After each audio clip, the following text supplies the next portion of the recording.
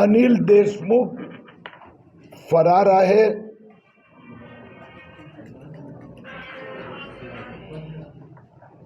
त्यांच्या नावाने ईडीने नोटीस काढली असं कळले आहे.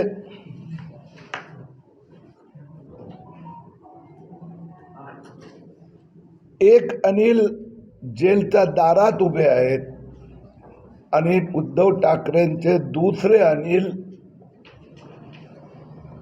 यांची जेलमध्ये पाठवण्याची प्रक्रिया सुरू झाली आहे. अनिल परबचे काउंटडाऊन सुरू आहे.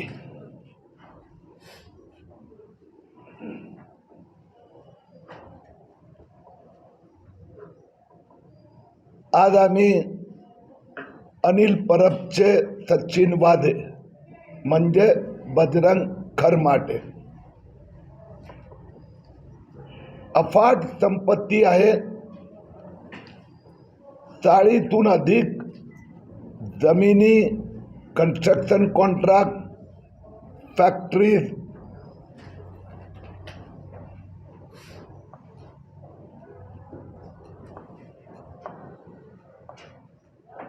सोन्या चांदीची दुकानं, मार्केट व्हॅल्यू 750 कोटीची संपत्ती अनिल परबचे राईट हँड बजरंग खरमाटे त्यांचा परिवाराच्या ताब्यात आहे. आज आम्ही तासगाव येथील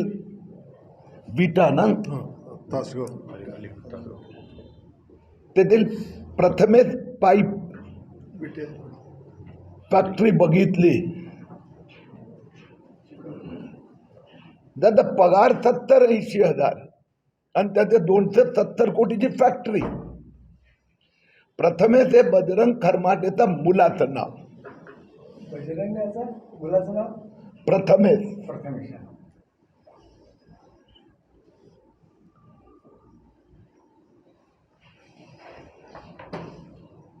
प्रथमेशच्या नावाने अनेक व्यवसाय आहेत. कन्स्ट्रक्शन कंपनी, सिंचन विभागातले contract, pipeline, real estate. Sangli शहरात पण त्यांचा रिअल एस्टेटचा प्रोजेक्ट आहे. ती फॅक्टरी 100 कोटीचा तयार माल दिसतोय आणि फॅक्टरीची व्हॅल्यू 170 कोटी असेल. म्हणजे 270 कोटी रुपयाची तर फक्त एकच फॅक्टरी आहे. 9 तारखेला गणरायाचं आगमन होणार. 10 तारखेला, 9 तारखेला बजरंग खरमाटे यांचे बारामती, मुळशी, पुणे शहर अशा अनेक उद्योग आहे. तर त्या प्रॉपर्टीची पाहणी करण्यासाठी मी गणरायाचा आगमनच्या दिवशी 9 तारखेला बारामती, पुणे ची भेट घेणार आहे. फक्त एक गोष्ट समजत नाही आहे की ही बेनामी नामी संपत्ती बजरंग खरमाटेची आहे की अनिल परबची. आणि जर मंत्री महोदयांनी सांगितलं ही माझी नाही, तर जर पीएची संपत्ती 750 कोटी असेल तर मंत्र्यांची किती कोटीची असेल.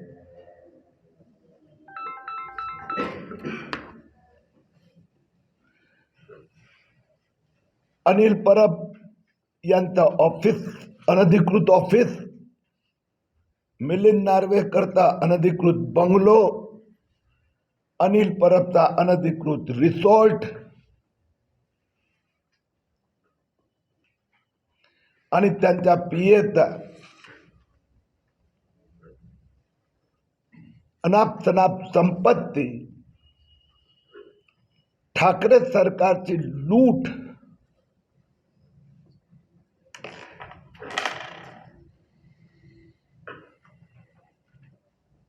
आणि बेनामी कारोबारमध्ये आणखीन एक नाव वाढवतो मुख्यमंत्री उद्धव ठाकरे यांचं. मुख्यमंत्री उद्धव ठाकरेने रश्मी उद्धव ठाकरे यांचे 19 बंगलो पण बेनामी ठेवले होते. 2013 मध्ये अन्वय नाईक कडून बंगलो आणि जमिनी खरेदी केली. 6 वर्ष अन्वय नाईकच्या नावाने रश्मी उद्धव ठाकरेंनी टॅक्स भरला, प्रॉपर्टी टॅक्स. आणि 2020-21 मध्ये स्वतःच्या नावाने ट्रान्सफर केले. म्हणून हे ठाकरे सरकार बेनामी सरकार आहे, घोटाळ्यांचं सरकार आहे. त्यांचे जे क्रिकेट डर्टी 11 आहेत आणि एक 12वा खेळाडू, या 12चे 12 घोटाळेबाज ठाकरे सरकारच्या नेत्यांना दिवाळीपर्यंत पुरावेसह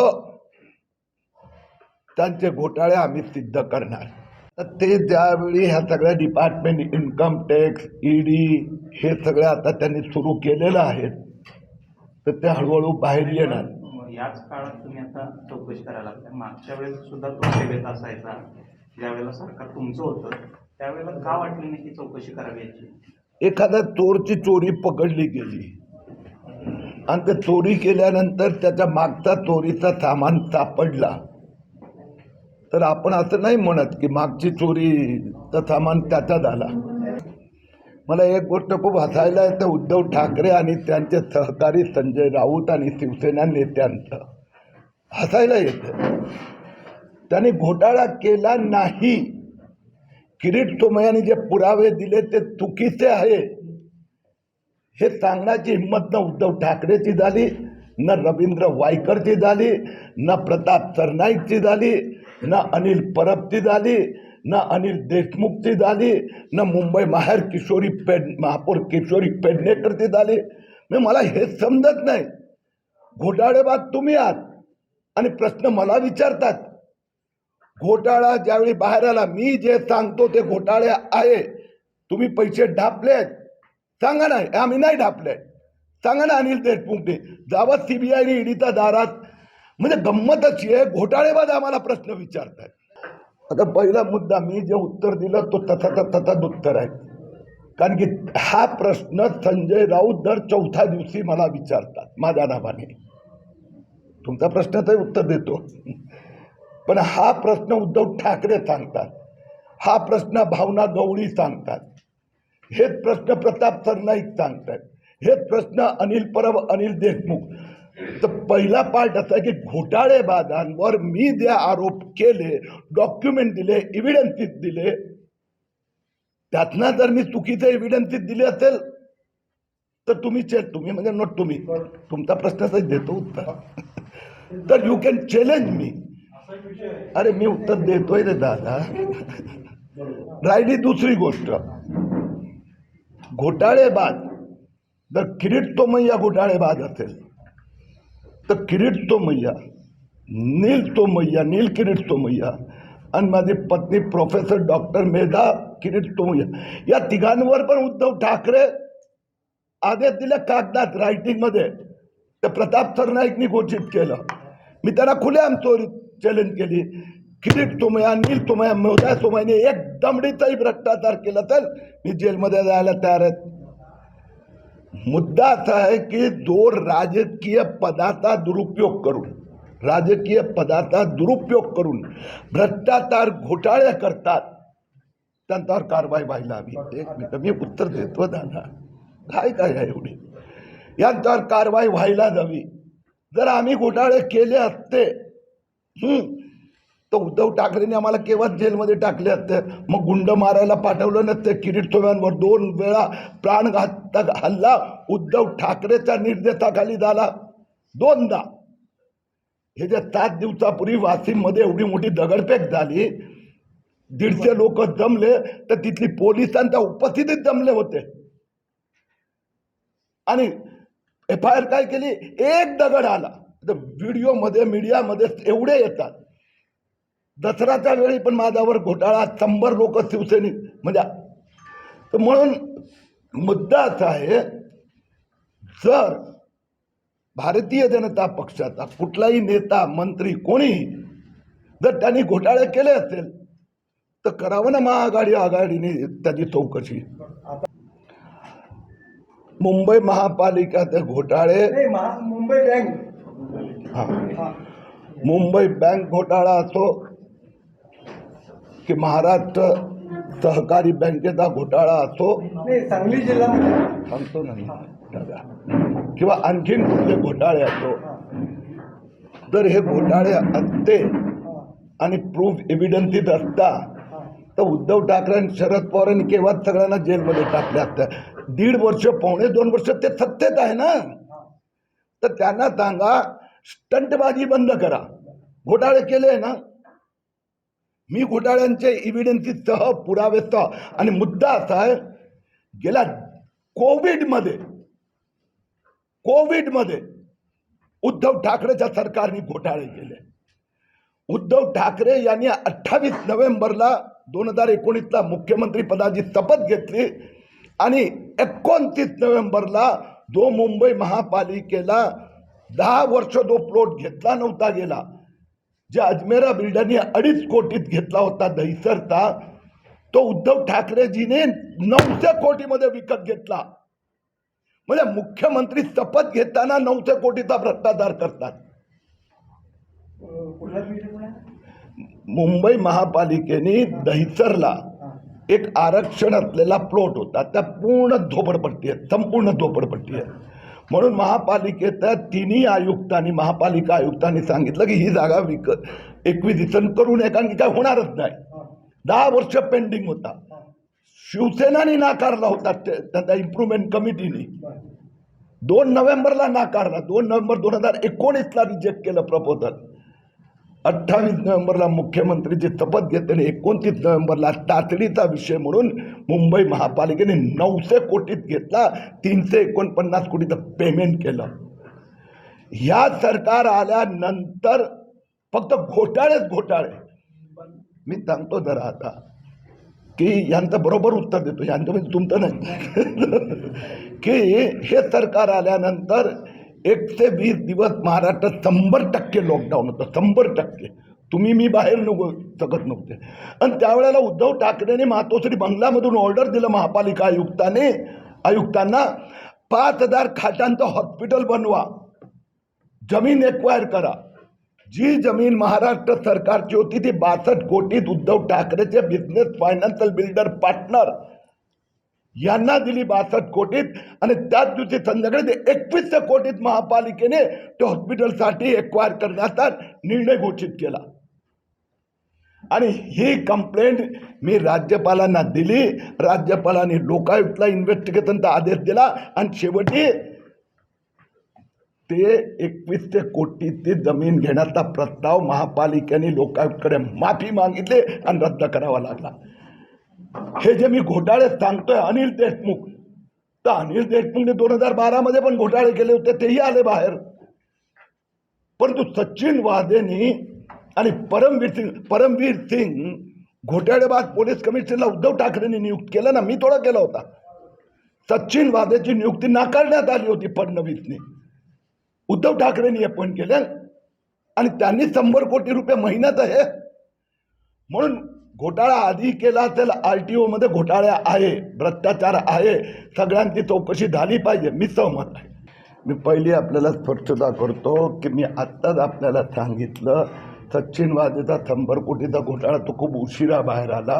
उद्धव ठाकरेंनी मुख्यमंत्री पदाची शपथ घेताना पहिला घोटाळा 900 कोटीचा केला. म्हणजे घोटाळे सचिन वाझेमुळे बाहेर आलेले नाही आहे. 1 मिनिट, तुम्ही प्रास्ताविक दोन्ही प्रश्न विचारले. तुम्ही सांगितलं 100 कोटीचा सचिन वाझे, मी आता त्याच्या आधीच सांगितलं की मुख्यमंत्री शपथ घेतो आणि 900 कोटीचा घोटाळा करतात. सांगली महापालिकेचा आज पण सकाळी मला एक ग्रस्त भेटले होते आणि त्या संबंधीचे पेपर आधीही आम्ही पाठवले होते. आता कसं असते की सगळ्या प्रश्नांचा पाठपुरावा करतो. आता मुंबई महापौर विरुद्धात हायकोर्टाने पिटिशन ॲडमिट होत पण 3 महिने तारीखच नाही लागली. तर ह्यामुळे कमी जास्त होत आहे. आता अनिल परबचं अनधिकृत कार्यालय तर आता गेल्या आठवड्यात सुनावणी झाली, आदेश झाले, पण आता ऑर्डर हातात आल्यानंतर मी तुम्हाला देणार. तर अशा पद्धतीने सांगली महापालिकेचा घोटाळा आज पुन्हा येऊन भेटले होते. पण मला ते परत कागद जे पाहिजे ते त्यांना मी द्यायला सांगितलं आहे. पण ते तडीस लावणार. आता मी वाक्य स्पष्ट बोललो, जे म्हणजे कागद म्हणजे पेपर डॉक्युमेंट व्यवस्थित मिळाले. अनेक गोष्टी येतात माझ्याकडे, अनेक येतात, पण सगळ्यांना मी न्याय देऊ शकत नाही. तुमची म्हणजे लोकांची तक्रार मला मान्य आहे की माझे पण काम करण्याची मर्यादा आहे, पण याच्या संबंधी डॉक्युमेंट मागवले आहेत आणि ते मला पाठवणार आहे. मी आपल्याला परत हेच उत्तर देतो. एक किरीट सोमय्या मैदानात आले तर उद्धव ठाकरेपासून रश्मीत उद्धव ठाकरेपासून कितीतरी लोक लाईनीत उभे आहेत. इथे माझी पत्रकार वार्ता चालू आहे. जर तुम्ही नावं बघितली असती, बघितली असते म्हणजे तुम्हाला परिचय आहे म्हणून, तर याच्यापेक्षा तर चांगली भाजपमध्ये कोण बाकी राहिलं. एक मिनिट, उत्तर पूर्ण ऐकावं लागणार. हां, तर ही BJP नाही आहे. पक्षात वेगवेगळ्या तुम्ही उत्तर ऐकणार नाही. पक्षात वेगवेगळ्या लोकांना वेगवेगळी जबाबदारी दिली जाते. तर ही किरीट सोमय्या या विषयात त्याचं काय म्हणतात एज्युकेशन झालेलं आहे किंवा या विषयात लोकांचा त्यांच्यावर विश्वास आहे. पण किरीट सोमय्या करतात तर काय तू काय का? माझा उलटा प्रश्न तुम्हाला नाही आहे. जे उद्धव ठाकरेने संजय राऊतची ही भाषा आहे, ते बोलतात ना ते त्यांना पक्षात विचारत नाही आहे. अरे भाऊ ते सोड ना, किरीट सोमय्याची ती तक्रार असू शकते ना. पहिला आपण उत्तर द्या ना. संजय राऊत 55 लाख चोरी केलेले परत द्यावे लागले ना, हे किरीट सोमय्यामुळे बाहेर आले ना. आणि माझा मेन पॉईंट आहे की मी उद्धव ठाकरे सरकारच्या घोटाळ्याचा मागे यासाठी लागलं की अशा प्रकारचे इतकं हलकं फक्त पैशाचा विचार करणारं पहिलं सरकार आहे. कोविडमध्ये फक्त शिवसेना ठाकरे सरकारने घोटाळ्याशिवाय काय केलं नाही. तुम्हाला किती उदाहरण द्यावे. कोविडचं मुंबई महापालिकेने ग्लोबल 1 कोटीचं वॅक्सिनचं टेंडर काढलं. 10 बिडर आले, all 10 are bogus, all fake. आणि महापालिकेने एखादा विरुद्ध कारवाई नाही केली. कारण का? मातोश्री बंगल्यावरून कॉन्ट्रॅक्टर आला होता म्हणून. चॅलेंज सांगतोय ना मी. रेमडेसिवीर विकत घेतल्या एकाच दिवशी ऑर्डर. मुंबई महापालिकेने 1668 आणि हाफकी इन्स्टिट्यूटने 668. What going on? म्हणून किरीट सोमय्या घोटाळ्याचा मागे लागला. पण त्याचं माझं उत्तर असं आहे की एक व्यक्ती ज्या पद्धतीने त्याला जबाबदारी दिली तो करतोय ना. 12 खेळाडू जेलमध्ये जायला निघाले आहेत, तर हे पुरेच आहेत.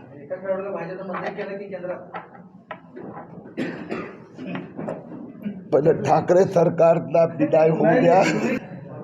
भारतीय जनता पार्टीची शिवसेनेची युती केली होती. जे काय कारण आणि जे काय असेल, पण युती केल्यानंतर गद्दारी शिवसेनेने केली. मुख्यमंत्री पदासाठी सिद्धांतही विकले आणि इमानही विकलं. आणि त्यामुळे पण आम्हाला काय हरकत नव्हती. पण ते सत्तेवर आल्यानंतर जनसेवेच्या ऐवजी तिजोरी भरण्याची स्पर्धा सुरू झाली.